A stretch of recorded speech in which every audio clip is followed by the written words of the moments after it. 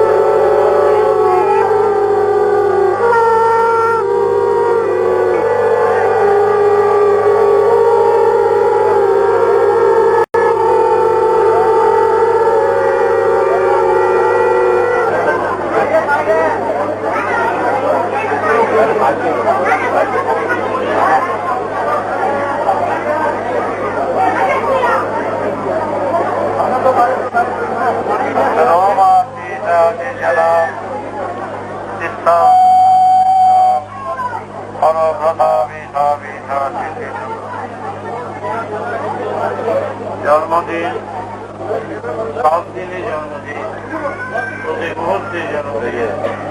সেদিন লক্ষ লক্ষ লোকের সমাগমে জন্মদিনটি স্থানীয় শাখা শাখার কর্মীরা পালন করল।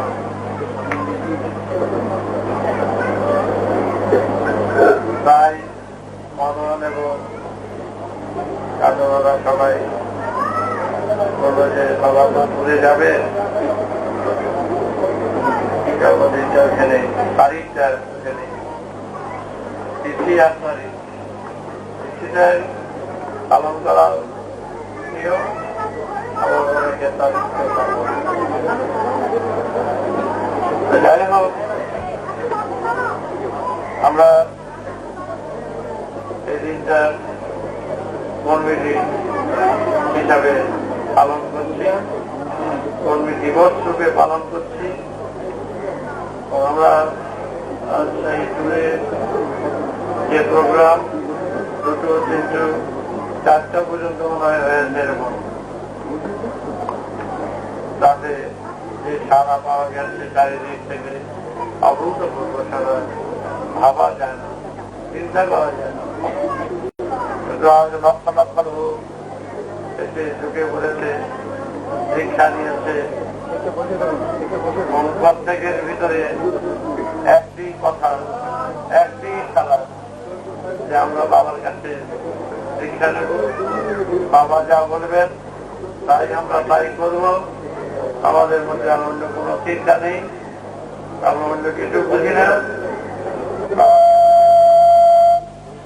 বাবার কাছে আত্মসমর্পণ করব, আর অন্য কিছু নেই।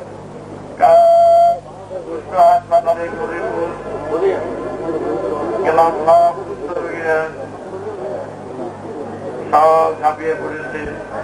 তারা ভাবছে আমাদের সুস্থ রোগী, আমাদের তো বাবা নিশ্চয়ই দীক্ষা দেবেন কিনা জানি না, বাবা যে দেখে সবাই যে দীক্ষা দেবে তারা তো ভাবতেও পারে।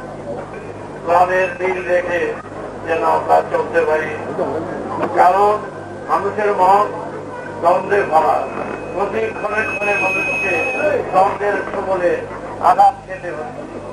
সেই আঘাতের হাত থেকে বড় উঠা হয়ে সেই বিষ গাছ ধরে দিতে হবে, তা না হলে বিষ মানুষের ভিতরে থাকে, অসুবিধা হয়। তাই কর্মক্ষেত্রে, কার্যক্ষেত্রে ধারণা চলবে না, কল্পনা চলবে না, চলবে বাস্তব বুদ্ধিতে। যেটা সত্যিকারের কাজে লাগবে, যেটা সত্যিকারের আমাদের মহৎ উদ্দেশ্যের পথে যেটা সুগম হবে, সেই পথ ধরে সবাই কাজ করে। নিজেদের মধ্যে দ্বন্দ্ব, প্রতিদ্বন্দ্ব, নিজেদের মধ্যে নানা রকম হিংসা, দেশ, রাগ, মেজাজ বহু রকম আসবে। সেগুলোকে মানা যেরকম কচুরি পানা যেরকম পুকুরে ভরে যায়, ভরে থাকে, সরিয়ে দিয়ে চান করতে হয়। আমাদের দেশের যেরকম ছিল সেরকম ওই সমস্ত ক্লেদ মন্দিরতা সরিয়ে দিয়ে তখন বাবু যাবো গান করবে, চান করবে। তাহলে আর কোনো অসুবিধা হবে না, কোনো দ্বন্দ্ব থাকবে না, পরিষ্কার মন নিয়ে তোমরা চলতে পারবে। তাই এখানে মদন উপর দায়িত্ব দেওয়া হয়েছে, গানের উপরে, অরুণের উপরে, তারপরে সতীশের উপরে, তারপরে আর জীবনানন্দের উপরে, সমীরের উপরে। ওরা নাম ধরে বলার কি বোঝায়? আমার কর্মীদের যারা কর্মীরা তখন আমার নামের প্রশ্ন নাই। আমার বাচ্চা, আমার ছেলে, আমার সন্তান, এটাই যথেষ্ট পরিচয়। ওরা যা কর্মের দক্ষতার পরিচয় দিয়েছে, এটা না দেখলে কেউ বিশ্বাস করবে না। অদ্ভুত পরিচয় দিয়েছে, অদ্ভুত। সেইভাবে আজ যেভাবে পুরুলিয়া এবং বাঁকুড়া যেভাবে প্রচার কাজে যেভাবে নেমেছে, ওরা নিজেও আশা করতে পারেনি যে এত দূর পর্যন্ত হয়েছে। যে সাংঘাতিক ব্যাপার, সব ত্রিপুরা জঙ্গলের মতো চারদিক দিয়ে ছুটে আসছে। রাস্তায় রাস্তায় ঘাটে গাড়ি থামিয়ে থামিয়ে সবাই দীক্ষা নিয়েছে। হাজারে হাজারে লক্ষ লক্ষ সবাই, কিন্তু প্রত্যেকে জানে টাকা পয়সা দিতে হবে না। প্রথমত 42,000 দীক্ষা দিয়ে 2 টাকা পেলাম। সেই 2 টাকা স্কুলের মধ্যে ফেলে দিয়ে গেছে। আমার এইটাই সবচেয়ে সুন্দর পাওনা হয়েছে, জাতিরাকে দিয়ে গেছে ফেলে 42,000। আর টাকা নিলে এই সংগঠনে 30-40,000 টাকা দিয়ে দেওয়া যায়। কিন্তু দেখো তো, টাকা নিয়ে কাজ করা আর টাকার বিনিময়ে দিল নিয়ে কাজ করা কত বড় সুন্দর যা বলা। তাই আমরা যেইভাবে যেই উদ্দেশ্যে নেমেছি, যেই সুরের বার্তা নিয়ে আমি সবার কাছে পৌঁছিয়ে দেওয়ার চেষ্টা করছি, সেই বার্তা যেন সবার কাছে পৌঁছে এবং পৌঁছিয়ে দেব।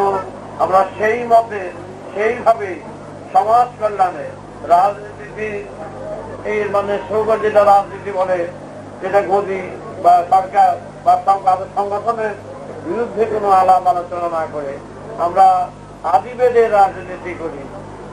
যে রাজনীতি করে গেছে দেবতারা, সেই শ্রেষ্ঠ নীতি নিয়ে আমরা সবার কাছে পৌঁছে দেব।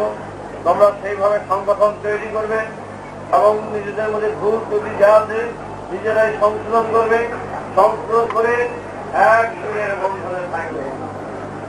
বাবার গলার মালা হয়ে যারা দীক্ষা দিয়েছ, সবাই একাত্ম হয়ে বিভিন্ন ফুল গেছে বাবার গলায় এইভাবে দেখো। এই মালা আমি এইভাবে নিয়ে তোমাদের সবাই মনের মালা, দিলের মালা আমি গ্রহণ করলাম। তোমরা সেই সুরেই সুপ্রতিষ্ঠিত হয়েও দেখো, তবেই হবে তোমার জন্মদিন, জন্ম তারিখ, কর্মী দিবস রূপে সফল। কর্মী হল স্তম্ভ, কর্মী হল, শ্রমিকই হল সমাজের পিলার যাকে বলে, স্তম্ভ যাকে বলে, যার যাকে বলে, স্তম্ভ যাকে বলে, যার উপরে সমস্ত কিছু থাকবে। তোমরা সাফ হয়ে দেখো, মনের মধ্যে কোন রকম কোনো কিছু রেখো না, পরিষ্কার মন রেখো।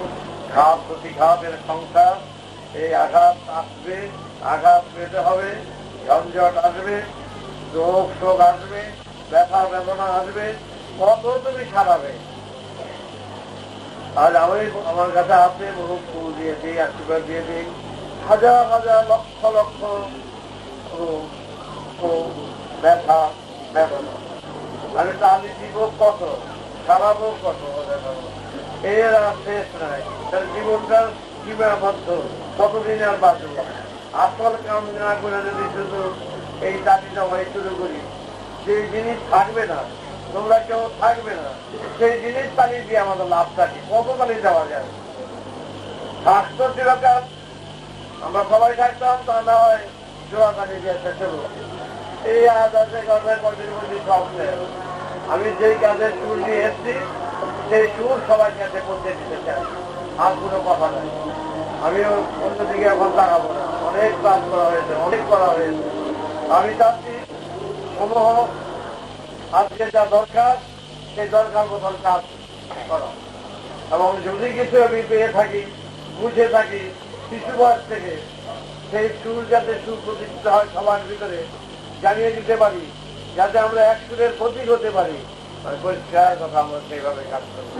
এখানে সামান্য তোমাদের চাহিদা পূরণ করতে গিয়ে আমার যদি কোনো অসুবিধা হয় পরে যদি আমি না নিতে পারি, যে লাইন দিয়া চলবো, ট্রেনটা থেকে রেলগাড়িটার যে লাইন দেওয়া যায়, এইটাই বাঁকুড়া রাস্তা দিয়ে রেলগাড়িটা নেওয়া যাবে?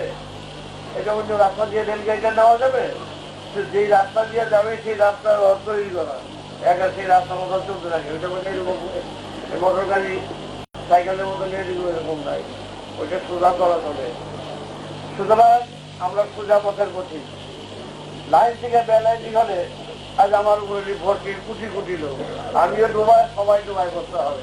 আমি সেই কাজ কেন করবো?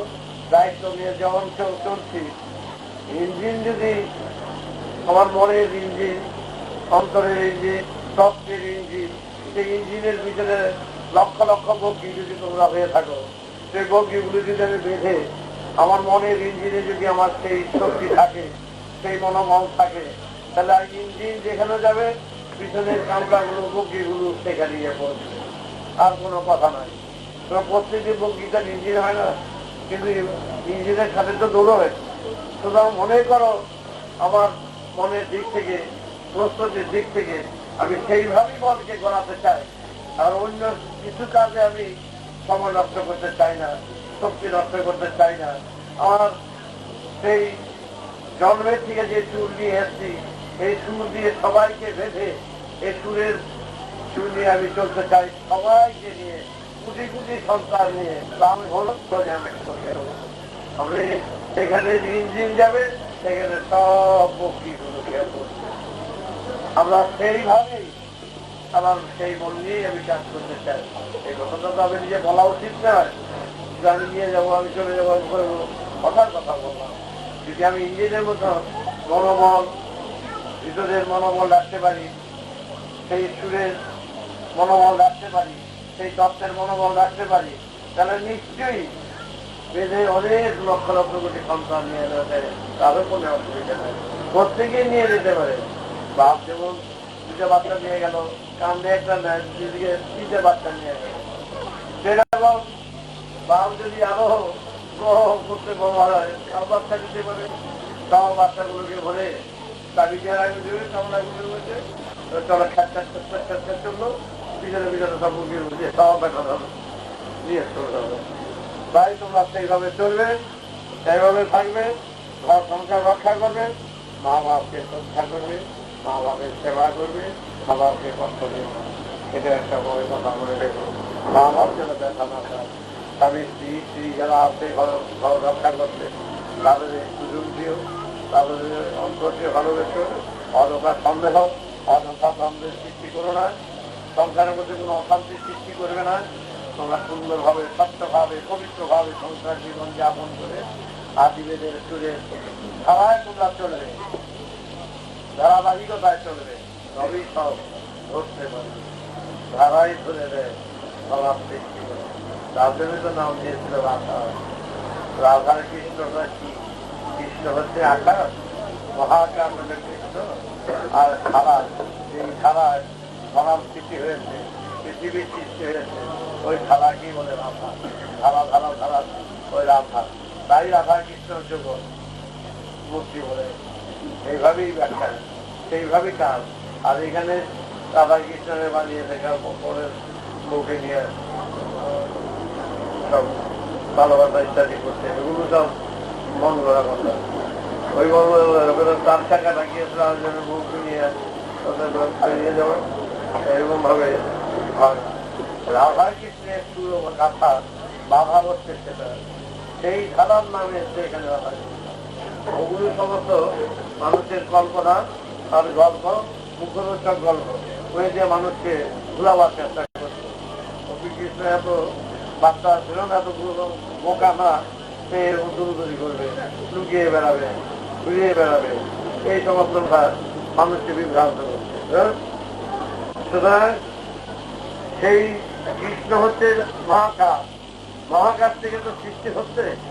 এই মহাকাশের সৃষ্টি যেই পথ, যেই ধারা, সেই ধারার সঙ্গে মহাকাশের যুক্ত, তাই হলো ধারায় রাধা, ধারা ধারাই হলো যুগল, মানে তার ধারার সাথে মহাকৃষ্ণ সাথে যুক্ত আছে বলেই যুগল মূর্তি। সেই মূর্তিকে সম্মান দেয় মহাপ্রভু যখন বিহার করে মহাকাশের রাধা কৃষ্ণকে স্মরণ করলেন। এই রাধা কৃষ্ণর নামে নাম হলো মথুরা বৃন্দাবনের রাধা কৃষ্ণ। যেমন রাম, রাম সাগরতা আছে, রামা আছে, রাম রাম রাম, হে রাম আছে। কত রকম রাম আছে, যেটা বড় সেটাই এরকম। ভিটার দিক দিয়েও বড় রাম রাম, ছাগলের দিকেও বড় রাম, পাখার দিকেও বড় রাম পাখা। বৃহৎ খারাপ আবার বাড়িকে আক্রমণ করে, হে বাবা রামা, কাজ করে সব জায়গারই শ্রেষ্ঠ স্থান অধিকার করে আসছে রাম। সে রাম হচ্ছে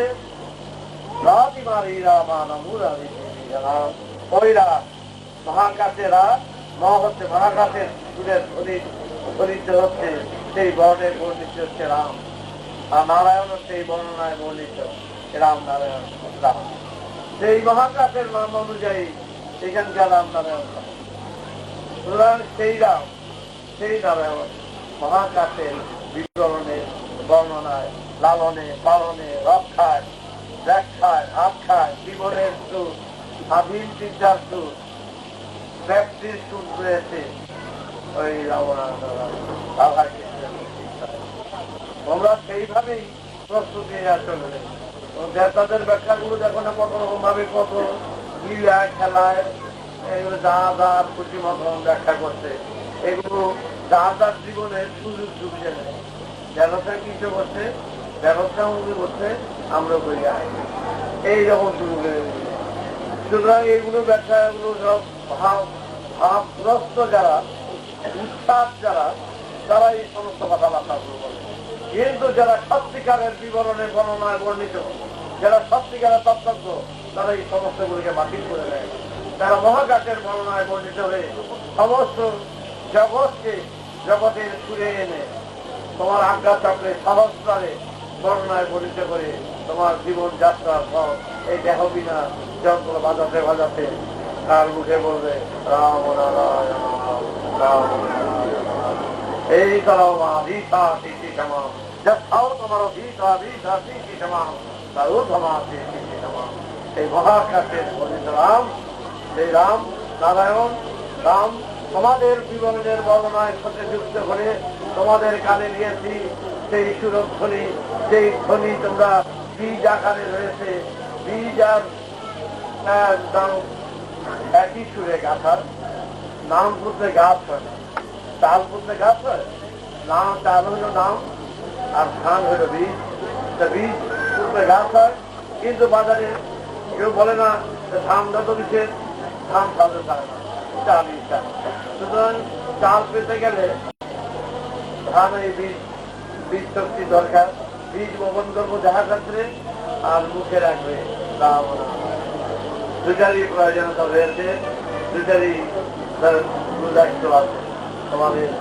সেই বীজ আমি তোমাদের এই বীজ ছড়িয়ে দিয়ে গেলাম। এই বীজ তোমরা সবসময় স্মরণ করবে, একত্র থাকবে, সংগঠনের কাজ সবাই করবে, প্রচার সবাই করবে, বেদের কাজ এতটুকু হলো তোমরা প্রত্যেকের কাজ তোমরা করে দিও। এতটুকু গাফিলতি করবে না, কোনো কিছু করবে না। যখন দীক্ষা নিয়েছ, কানে নিয়েছ, ওষুধ তোমাদের পালন করতে হবে, সব কিছু তোমাদের পালন করতে হবে। ভুলে যেও না, দায়িত্ব রয়েছে। রক্তের সম্পর্কের সাথে মিশে গেছে স্বামী স্ত্রী, স্বামীও পর স্ত্রীও পর, দুইটা মন্ত্রে এক হয়ে যায়। হ্যাঁ, ছিল চক্রবর্তী হয়ে গেল ভট্টাচার্য, ছিল মুখার্জি হয়ে গেল চৌধুরী। সুতরাং মন্ত্রে যদি পুত্র পরিবর্তন হতে পারে, মন্ত্রে যদি টাইটেল পরিবর্তন হতে পারে, তা আমার মহামন্ত্রের সুরে কেন তোমাদের পরিবর্তন করতে পারবো না? আমার রক্তের সাথে তোমার সম্পত্তি চলে গেলে, স্বামী মারা গেলে স্ত্রী সম্পত্তি পায়, স্ত্রী তো পথ। তোমার কেন আপন করা হয় যে স্ত্রীকে যখন শাসন করা যায়, স্ত্রীর উপরে অন্তরে আরেকজনের স্ত্রী সেও তো পথ, তারা গিয়ে তোমার স্ত্রী মতন গিয়ে তাদের ব্যবহার করতে পারবে না, সেও তো পথ। আর যে স্ত্রীর কথা বলি যে স্ত্রী সেও পথ, স্বামীও পথ, পারবে আরেকজনের স্ত্রীর সাথে গিয়ে আসার চলো যাইলো আমরা আমার সাথে পারবে? কিছু করতে পারবে না। তাহলে যখন মন্ত্রে তন্ত্রে ব্যাখ্যায় পরের মেয়ে পরের ছেলেকে এক করে দিয়ে তারা একেবারে অন্তর আত্মা হয়ে গেল। আমার সম্পত্তি আমার যা কিছু স্ত্রী পাবে, স্ত্রী যা কিছু হ্যান হবে। এই যে ভালোবাসার মন্ত্রে তন্ত্রে দিল, ওই যজ্ঞ করে পুরোহিত তাও ব্যাখ্যায় আখ্যায় তাও মন্ত্রে শব্দে দিয়ে পরিষ্কার করা হলো মন্ত্রে। তাহলে আমাদের মন্ত্রে বেদ মন্ত্রের সুরে এটুকু দিয়ে দেওয়া হল। বাবা দিয়েছেন, ওর উঠে জন্ম নিয়েছেন নিম্নের দিকে। আর এই বাবা জন্ম দিলেন এইখানে, কর্মকে জুনি বলে, এই জুনিতে মন্ত্র দিলেন তাদের রক্তে দিয়ে ঊর্ধ্বগামী কনসেপশন বলে। কনসেপশন বাচ্চার হলে বলে যে তার গর্ব হয়ে গেছে, এর কনসেপশন। আমার এখানেও কনসেপশন হয়, মানে ক্লিয়ার পরিষ্কার অভিজ্ঞতা সঞ্চয় করার জন্য গর্ব হয়, কনসেপশন হয় আগাটাকে, কনসেপশন হয় সহস্থানে। তাই তোমাদের বাবা যা দিলেন রক্তের সাথে মিশে দিলেন, এবং তন্ত্রে মন্ত্রে শাস্ত্রে আখ্যায় ব্যাখ্যায় যা তোমাদের দিয়ে দিলেন, সেই সুরের ধ্বনির সাথে মিশে তোমরা এক রক্তের হয়েছ। বাবা যদি চলে যাও তাহলে তোমাদের সব মনে রেখো, তোমাদের 11 দিনের আত্মগত হিসাবে শুধু পালন করতে হবে। এটা ধারাবাহিক চলছে, এটা এখানকার সমাজিকতার দিক থেকে, এটা তত্ত্বের দিক থেকে নয়। সুতরাং কেন ওষুধ পালন করে মানুষ? যে মানুষ শোকে অনেকে পাগল হয়ে যেত, শোকে মানুষ অনেকে সকালে ঝাঁপ দিয়ে পড়তো, শোকে মানুষ সুইসাইড করতো, আত্মবিসর্জন দিত।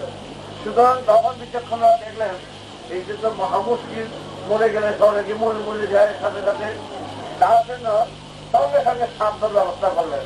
খাওয়া হবে, খাওয়াতে হবে, সবাই খাওয়াতে হবে, তাদের ব্যবস্থা করতে হবে। তোমার দুশ্চিন্তা শোকের চিন্তা করবে কখন? তারপর দিনে 11 দিনে ওষুধ, তাহলে 15 দিনে ওষুধ, এই সেগুলো সামাল দিতে গিয়া এই মিষ্টির দোকান, তরকারির দোকান, তেলের দোকান, প্যান্ডেলের কাছে এই দৌড়দৌড়ি করতে করতে তারা বেশি ব্যস্ত হইয়া যায়।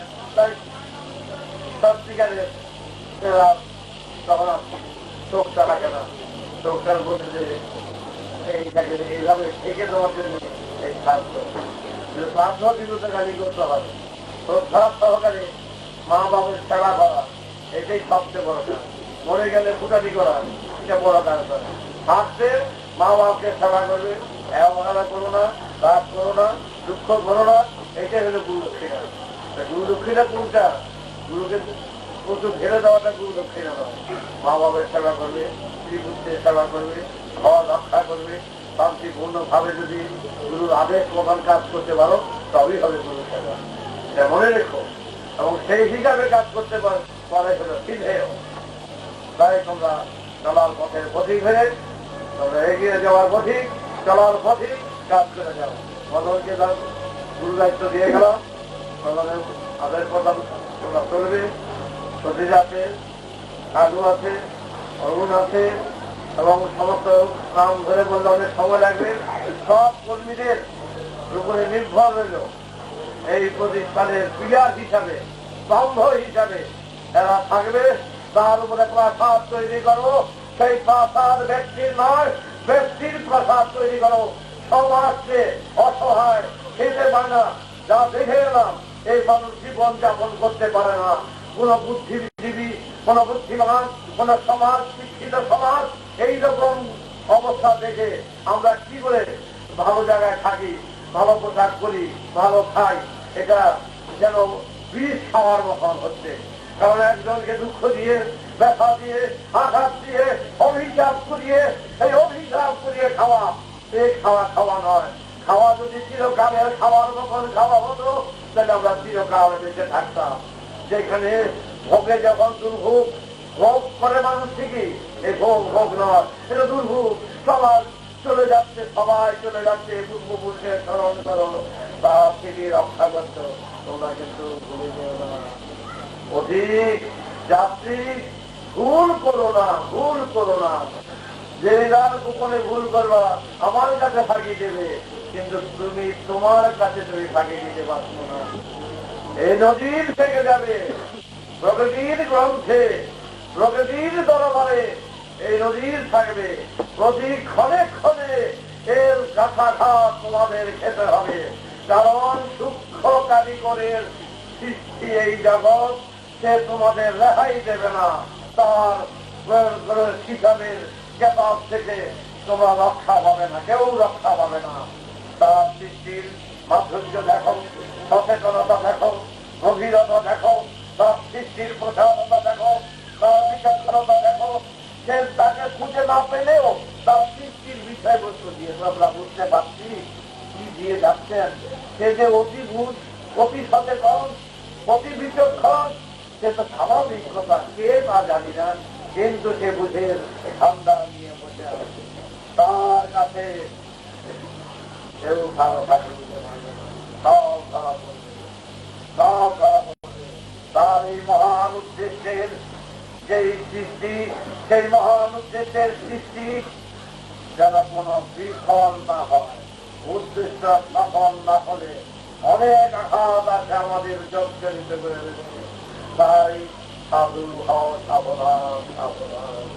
এ বড় কঠিন সমস্যার জায়গায় বুঝতে তোমরা পারছ না। মনে করবে কে দেখবে, কে বুঝবে? আর বেটা তোর পিছনে দিতে প্রহরী। রোগ, সুখ, ব্যথা, বেদনা, আঘাত, প্রতিঘাত রয়েছে। যতদিনে বুঝে টেনে আসবেন ততদিন না নেওয়া যাবে, ততদিনেরা থাকবে। এই রক্ত সঞ্চালন দেখলাম, ফুসফুসি, সমাজ, লিভার, কি রক্তের সঞ্চালন, বিরাট কারখানা চলছে। বাইরের কারখানায় কি দেখবে বেটা, ভিতরে কারখানা দেয়। এই যে সুসজ্জিত সাজানো হাজার হাজার লক্ষ লক্ষ লোক বিশ্বাস করতে করতে পাগল হয়ে যাচ্ছে। কারিগরের প্রক্রিয়া, কারিগরের কাজ এখনো করতে পারলো না। সে কত বড় কারিগর, কিরকম কীটাণু কীট রয়েছে, অতি সূক্ষ্ম কীট, যে যন্ত্র দিয়ে যদি একটা কীটের এত বড় দেখা যায়, জাতীয় অনেক সূক্ষ্ম কীট। তার মধ্যে আমাদের যে যন্ত্রগুলো আছে ভিতরে সব রয়েছে। এত সুন্দর, এত তার সূক্ষ্মতা, এত ব্যাপকতা, সে কি এমনি আমাকে ছেড়ে দেবে? সাধারণ জ্ঞানে বলছি, এমনি ছেড়ে দেবে না। যারা এত বুঝ বা সব দিকে বুঝে, সে বুঝছে সমস্ত শূন্যতাই বুঝে, সমস্ত ব্যাপক